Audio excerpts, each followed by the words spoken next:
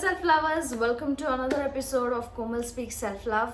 And in this episode, we are talking about basic needs. Again, I have already spoken about this in my previous video, but then in detail we'll discuss. And also I'd share some things about my life as well that makes you relate and understand these needs. And if you feel off and you don't know what is happening in your life, maybe one of these reasons is the reason why you're feeling a little off and not feeling very fulfilled. Of course there is stress, of course there is pain, triggers and whatnot in life that disturbs our mental health on daily basis, but I am going to spot 6 top criminals who you will relate to and feel like, oh my god, I was feeling this and I didn't even know. The first one is love. I've always felt unloved because I think as children at least who are not very self-aware, who are self-critical and not aware of themselves, don't know how to speak to themselves. I think we don't know when somebody rejects us.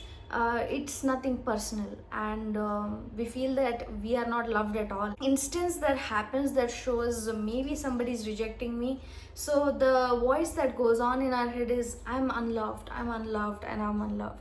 Of course, not 100% of the times you feel like this. It quite bothers you a lot. It's not a good feeling to feel unloved, and I think it should, and it did begin, for me at least, by loving myself. And it was a very deep, genuine, honest, loving realization when I understood, oh my god, I could love myself. I know I'm expecting it from others and I'm blaming God that, this is not happening, this person is not loving me, or whatever that is. But the fact that I can love myself and I can choose the people around me to love me, and not choose the people who do not pour any love into me, and truly seeing people for how they show love to me. Some people show love to me in form of service, and just because I value words, it doesn't mean what they are doing for me is not important or not significant. They still love me. So being able to see that was a groundbreaking change in my life. The second one is importance. I have struggled from it for a very long time. If you are someone who is with inferiority complex or feels like they're not enough, no matter how well you do, you can't really sit with yourself and acknowledge how awesome you are. And today I was just speaking to a friend, and then I understood, oh, I impacted his life in a very pleasant, beautiful way, which I didn't realize I did, and I was actually pretty useful to him. I'm still not very happy with the importance that I feel in my life. There are times when I question what is really my significance in this life. So it's really important that we sit with ourselves and make ourselves feel valuable, because we are valuable innately. We are worth everything, because there is a child in us, in every one of us, who deserves the world, and we tell ourselves that we don't deserve that, we don't deserve this. Maybe in the childhood you were rejected things, so you were not made feel important, and that's how children are. They don't understand that they're still important even if somebody is busy or whatever that is. And there are always strengths in them that need to be acknowledged every now and then, because everybody, literally everybody, loves appreciation, loves to feel like they are important, they're special. And for me it has been really hard, but then I'm still on the journey. I'm doing like affirmations, and I'm simply sitting and acknowledging that, oh my god, I am such a great designer, and oh my god, I'm such a great friend, oh my god, I'm such a great daughter, in small ways. And it's just making me feel more important, feel more special. Although I feel that I'm loved, I'm completely loved, I feel that every single day, because I think I believed in it so much and I loved myself so much that now it's manifesting. around me, like my parents love me, my husband loves me, my friends love me, and all of that. So few years ago, I was not able to feel this. I felt very much unloved, very much alone. But things change, and I think with respect to importance as well, I think right now I'm not feeling that important or great about myself, like of whatever I do, maybe, or maybe about my worth, my value. But then I think 3 years down the line, it's gonna be completely different. I'm really going to value myself so much, and I'll manifest so many people around me who voice it out that I'm awesome, and it's going to be different. So I deeply hope from the bottom of my heart that it happens for you also. Let's move on to the third one, which is consistency.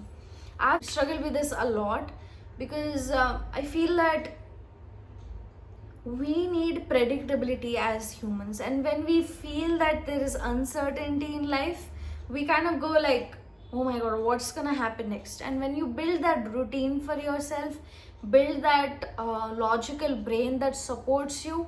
At least for me, I was extremely non-routine kind of a person, and I didn't like routine, and that's how it was for me. But then when I built a routine for myself with the help of a coach, I understood that, hey, if I build consistency, if I know I can predict things better, I feel much more in control. But consistency truly grounds you, brings you back to the moment, and truly helps you flourish as a person. Fourth one is contrast. I think I'm struggling with it right now in this phase of life because I have not mastered it yet. But contrast is doing something out of the routine. Like you live in a house, you are living a great life, you love your job, whatever that is. But then every now and then you need to shake things up and do something different. Maybe go on a trip, or maybe choose a path that is more aligned to the newer version of you, or do something that excites you. For someone like me who truly feels guilty for enjoying herself, or when she's resting she feels like she hasn't done enough, and stuff like that, truly stepping out of your routine and doing something out of the blue can work like magic. The fifth one is contribution. I deeply feel about this because I feel that it's really important for me to be able to contribute to someone in some ways. I think we all contribute to each other's life in one or other way. Even if you're a mother, you're taking care of your child, you're contributing to that child's life. So we all feel important by contributing. I think it's one of the major things, and this is the reason why I make these videos, because I know that somewhere around the corner I'm adding some value to one person maybe who needs to hear what I'm telling it, who needs to learn the lessons that I have learned in my life. So contribution to me is making these videos. I'm sure that is one or the other thing that you love doing, that people are head over heels to receive it. For example, maybe you sing well, and maybe it is like therapy to other people, and maybe it could be anything, literally anything that you love. Like if you know to share it with people around you, then you know that you can contribute to the world. And if you build consistency on it, nothing better than that. It's awesome. When we are so involved in our own life, we don't see how awesome we are, and when we really ask, or when we talk to people, we understand that something that we have done is truly helping the people around you. Nobody on this earth can be useless. They have one or the other thing that they can beautifully give out to others. The sixth one is expansion or growth. So I think it's a basic need for any human to grow, and for me, I think I've been naturally gifted with growth, but I've always felt that my growth is extremely slow, because I think I look for lasting changes. There has never been a good change that I brought in my life that lasted for few days and went away. I always aim for lasting changes, and I think we all have a different strength that we all have, and I think my one of the strengths is growth, and growth has always been appreciated in my family, and I grow. If I'm not growing, I don't know where I'm going. So it is much more basic than love for me, but I think completely blessed in this area. So these were the 6 needs that we all have. I hope this was helpful to you all self-lovers, and I hope that you all are loving yourself and not forgetting it. And I'm here to remind you every week anyways. Click on the thumbs up button if you like this video, and if I motivated you a little to love yourself a little more or learn a little about these needs that you have. Comment, share and subscribe to my channel. Thank you. See you in the next one.